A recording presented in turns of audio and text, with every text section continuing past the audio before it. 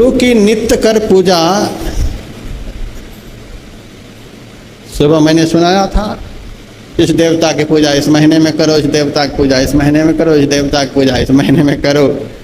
लेकिन सबसे बढ़कर यदि गुरु देवता हैं, गुरु देवता के लिए कोई महीना निर्धारित नहीं किया गया, कोई दिन निर्धारित नहीं किया गया। गुरु की नित्य कर पूजा, निरंतर गुरु की पूजा निरंतर करनी चाहिए। गुरु की नित्य कर पूजा, जगत इन सम नहीं दूजा,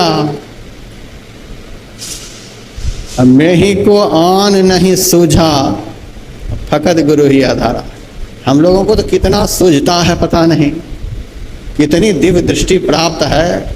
हम तो आजकल बड़े चकित हैं, कितना सूझता है। बहुत भक्त हमको अपने घर में ले जाते हैं, अपना अपना मंदिर दिखलाते हैं, महाराज बताओ मंदिर कैसा है। हम तो मंदिर देख करके चकित हो जाते हैं। ये गुरु भक्त मंदिर में बाजार लगा रखे हैं, ये बाजार दिखाने के लिए हमको लाए हैं कि मंदिर दिखाने के लिए लाए हैं। कितने पर भरोसा है, कितने पर विश्वास है। इसी भरोसा विश्वास पर आप आयु की वृद्धि चाहते हैं, धन की वृद्धि चाहते हैं, पद प्रतिष्ठा की वृद्धि चाहते हैं, विद्या की वृद्धि चाहते हैं। गुरु की पूजा किस तरह से करनी होती है, हमारे गुरुदेव ने बताया। गुरु की नित्य कर पूजा, पहले तो निरंतर शब्द पर ध्यान दीजिएगा। जगत इन सम नहीं दूजा, इनके समान दूसरे कोई नहीं है, मैं ही को आन नहीं सूझा। मैंने गुरु महाराज के चरित्र का गायन किया है, उस गायन को पद्यबद्ध करके लिखा है, आप लोग भी पढ़िएगा। आज दुर्भाग्य है कि हमें मंच पर से इस ग्रंथ का प्रचार करना पड़ता है। इस ग्रंथ का प्रचार तो आज संत मत का समाज करता, आज हमको बोलना पड़ रहा है, आज हमको बोलना पड़ता है। गुरु ग्रंथ का प्रचार छूट देनी पड़ती है, तब लोग लेते हैं।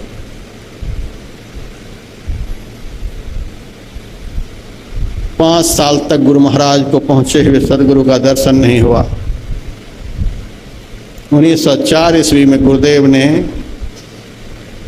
विद्यालय का त्याग किया, गृह का त्याग किया। 9 ईस्वी तक पूरे गुरु का दर्शन नहीं। कहाँ कहाँ भटके हैं, कहाँ कहाँ गए हैं, कितना प्रश्नोत्तर, कितना जिज्ञासा समाधान, कितना कितना क्या क्या हुआ है। और गुरुदेव के जीवन चरित्र को आप पढ़कर देखिए। जब परम संत बाबा देवी साहब गुरुदेव को जीवन में मिले, तो परम संत बाबा देवी साहब से उन्होंने जीवन में कभी कोई प्रश्न नहीं किया है, कोई जिज्ञासा रह ही नहीं गई, कोई प्रश्न नहीं किया। बिंदु का ध्यान कैसे करेंगे, नाद का ध्यान कैसे करेंगे। रामकृष्ण परमहंस देव जी महाराज कहते थे, कांच की अलमारी में जो पदार्थ पड़ा हुआ होता है वह प्रत्यक्ष दिखलाई देता है। जैसे कांच की अलमारी में पड़े हुए पदार्थ को लोग प्रत्यक्ष देख लेते हैं, वैसे ही साधु संत की दृष्टि में सामान्य लोगों की, साधु संतों की दृष्टि में सामान्य लोगों का जो हृदय होता है कांच की अलमारी के समान होता है। वे सब कुछ देखते हैं, सब कुछ पढ़ लेते हैं, उनके सामने बोलने की कोई ज़रूरत नहीं। गुरु के सामने जो तर्क वितर्क करता है वह मूर्ख शिष्य है। वे सब कुछ जानते हैं। परम संत बाबा देवी साहब जब से बाबा गुरुदेव को जीवन में मिले, कोई प्रश्नोत्तर नहीं, कोई जिज्ञासा समाधान नहीं। जो भी बोले बाबा देवी साहब ही बोले, गुरु महाराज फिर कभी नहीं बोले। जगत इन सम नहीं दूजा। ज्ञान की दृष्टि में, ध्यान की दृष्टि में, विद्या बुद्धि की दृष्टि में, समग्र सद्गुणों की संपन्नता की दृष्टि में गुरु से बढ़कर शिष्य के लिए कोई नहीं हो सकता। जगत इन सम नहीं दूजा। और हम लोगों की दृष्टि में कितने पूजनीय हैं, कितने आराधनीय हैं, कितने में हमारी श्रद्धा है, कितने के हाथों में हमने अब तक अपने को बेच रखा है पता नहीं। एक माई मेरे पास आई आधा दर्जन केले लेकर, महाराज मेरे को आप शिष्य बना लो, दीक्षा दे दो। मैंने कहा इतनी उम्र हो गई अब तक दीक्षा नहीं ली हो। दीक्षा तो ली थी लेकिन वे गुरु मर गए गुरु जी। एक गुरु 4 साल रहकर मर गए, फिर दूसरे को गुरु बना लिए, वे 3 साल रहकर मर गए। तीसरे गुरु बनाए, वो भी 2 साल में मर गए। मैंने कहा मेरा नंबर लगाने के लिए आई हो। हर 2 साल 3 साल में जिनके गुरु मर रहे हैं, यही श्रद्धा है गुरु में। हमारे गुरुदेव के अंदर अपने गुरुदेव के प्रति श्रद्धा देखिए क्या है। जागृत जिंदा सतगुरु जग में, सच्चा शिष्य वही है जो गुरुदेव को सदैव इस भाव से देखता है कि गुरुदेव हमें देख रहे हैं। जागृत, जिसकी आंखें खुली हुई होती हैं, जिनको चैतन्यता का सदैव अनुभव होता रहता है, उसी को जागृत कहते हैं। जागृत सच्चा शिष्य अपने सदगुरु को सदैव इस भाव से देखते हैं, ये हमें देख रहे हैं। ऐसी श्रद्धा हो, हमें देख रहे हैं। एक जगह सत्संग आश्रम का निर्माण चल रहा था, गांव का नाम नहीं बताऊंगा। YouTube चैनल पर लाइव चल रहा है, उस गांव के लोग भी सुनते ही होंगे।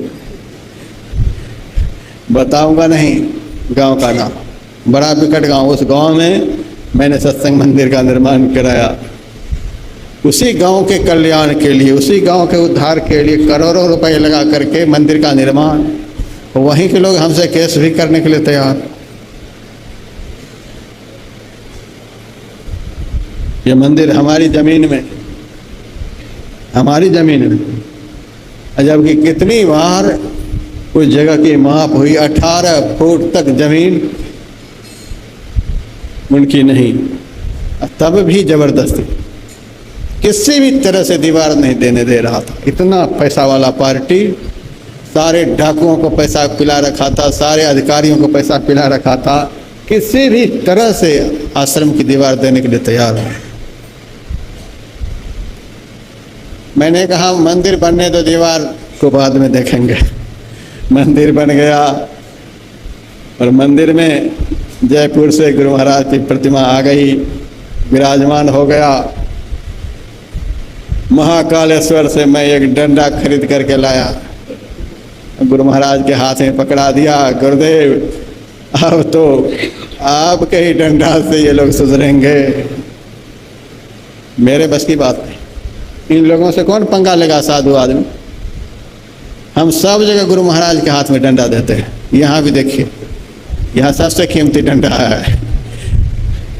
अपने बाग में चंदन का वृक्ष है मैसूर में, यह डंडा चंदन का है, इसीलिए इस आश्रम के सभी साधु का दिमाग सदैव ठंडा रखते हैं। सब आश्रम में गुरु महाराज के हाथ में डंडा होता है, इसीलिए सब आश्रम आमदनी का सोर्स बिल्कुल नहीं है, फिर भी इस डंडे के बल पर इतना बढ़िया से चल रहा है। जहाँ आश्रम में चारों तरफ से आमदनी, वहाँ दिन रात हाय हाय हाय हाय कर रहे हैं। डंडा पकड़ा रखे हैं, किसके लिए? कोई दरिद्रा नहीं आए। देहरादून के लिए मैंने सुनाया, आप मैंने कहा कहीं भी बता दो, कोई दरिद्रा नहीं। महाकालेश्वर से डंडा खरीद करके लाया, गुरु महाराज के हाथ में दिया और मैंने माइक पर बोल दिया, अब हम पंगा नहीं लेंगे। अब गुरु महाराज के हाथ में महाकालेश्वर का डंडा दे दिए हैं। जिनके माथे पर काल मंडरा रहा है कि ये महाकाल बैठ गए हैं डंडा लेकर, 3 दिन के अंदर में दीवार पूरी हो गई। पैसे दे दे करके वे लोग बड़े बड़े पुलिस अधिकारियों को बुला लेते थे और अधिकारी जो है प्रसाद खा करके चला जाता था। कुछ भी नहीं हुआ, 3 दिन में पूरी दीवार चारों तरफ। इसका क्या अर्थ हुआ? जागृत। गुरु महाराज में ऐसा भरोसा रखें, गुरु महाराज हमारी सारी परिस्थितियों को देख रहे हैं। सभी शिष्यों के अंदर में अपने सदगुरु के प्रति ऐसा दृढ़ विश्वास हो हमारे जीवन की सारी गतिविधियों को हमारे गुरु महाराज देख रहे हैं। अब काहे परेशान हो रहे हैं? आपके दुख को भी ये देख रहे हैं, आपके सुख को भी देख रहे हैं, आपके सब कुछ को देख रहे हैं, आपके बेटा को भी देख रहे हैं, आपके पोता को भी देख रहे हैं, आपके भाई को देख रहे हैं, आपके घर मकान को देख रहे हैं, आपके जीवन को दुखमय बनाने वाले जो दुश्मन लोग हैं उनको भी देख रहे हैं, सबको देख रहे हैं। और ये तो महाकाल है। मैंने सुबह में सुनाया था, पादाप केश पर्यंतम लिंगन्यंगान यद गुरु, चरण से चोटी पर्यंत गुरु का शरीर साक्षात शिव का शरीर होता है। शिव को महाकाल कहा जाता है। एक महाकाल तो उज्जैन में है, दूसरा महाकाल गुरु की मूर्ति है। इनके सामने कोई खड़ा नहीं हो सकता है। ये महाकाल आपको देख रहा है। आप निर्द्वंद होकर केवल अपना काम करें। आप अपना काम नहीं करते हैं, इसीलिए उलझन में पड़े रहते हैं। आपका सब काम संभालने के लिए गुरु महाराज आंख खोल करके आपको देख रहे हैं, जागृत। दूसरा शब्द का प्रयोग है जिंदा। शिष्य के लिए गुरु कभी मरते नहीं है। लाख आदमी, करोड़ आदमी मिलकर भी जितनी सहायता आपकी नहीं कर सकते, उतनी सहायता बिना शरीर के गुरु अपने शिष्य की करते हैं। जागृत में सहायता करते हैं, स्वप्न में सहायता करते हैं, सुसुप्ति में सहायता करते हैं, हर अवस्था में सहायता करते हैं। इनकी सहायता के बिना तो प्रोग्रेस हो ही नहीं सकता है। आप सो करके उठ जाएंगे, ये यदि नहीं देखेंगे, ये यदि आपका पहरा नहीं करेंगे तो आप सो करके उठ जाएंगे, नहीं उठ सकते। कभी कभी हम ऐसे ऐसे स्वप्न देखते हैं कि स्वप्न में महाभय होता है। उस भयकालीन स्वप्न की घड़ी में जब गुरु के नाम का स्मरण हो जाता है तो भय स्वप्न में दूर हो जाता है।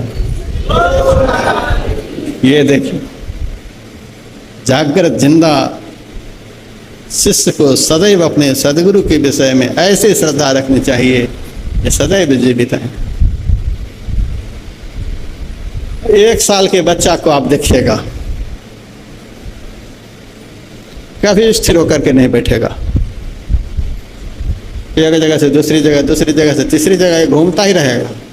संयोग से यहाँ उतना छोटा बच्चा हॉल में है नहीं। एक बच्चा सबके दिमाग को हिला देगा, घूमते ही रहता, एक जगह स्थिर नहीं होता है। एक जगह से दूसरी जगह, दूसरी जगह से तीसरी जगह घूमता ही रहेगा। और जो उनको गोद में उठा ले उनकी गोद में बैठ भी जाता है।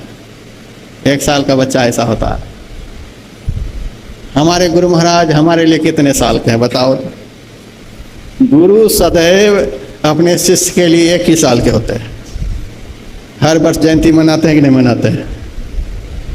हर वर्ष जयंती, 1 साल में जयंती मनाते हैं। गुरु महाराज 1 साल के, ये बड़े चंचल हैं। इसका भाव यह है, कभी आपको दुखी देखकर आपके पास भागकर चले जाते हैं, कभी दूसरे को दुखी देखकर उनके पास चले जाते हैं। जैसे 1 साल का बच्चा घूमता रहता, कभी स्थिर नहीं होता, उसी तरह से सच्चे संत सदगुरु जो होते हैं अपने अनंत शिष्यों के लिए उस बालक के समान घूमते रहते हैं, घूमते रहते हैं। घूमने का मतलब अपने सारे शिष्य की सदैव रक्षा करते रहते हैं, घूम फिर करके रक्षा करते हैं। कभी बैठते नहीं, जैसे 1 साल का बच्चा कभी स्थिर नहीं होता, उसी तरह से अपने शिष्य के लिए सदगुरु कभी निश्चिंत नहीं होते हैं।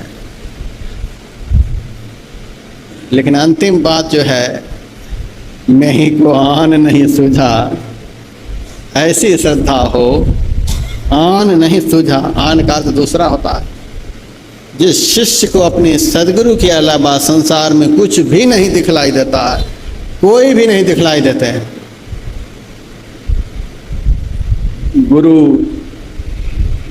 गुरु ही हितु, गुरु ही पितु जाके, गुरु ही सदा सुहाई, ते बड़ भाग्य पुरुष का मैं ही सहज परम गति पाई। मैं ही को आन नहीं सूझा, कोई नहीं दिखलाई देता। कैसे भी स्थिति हो, परिस्थिति हो, कोई नजर नहीं आए।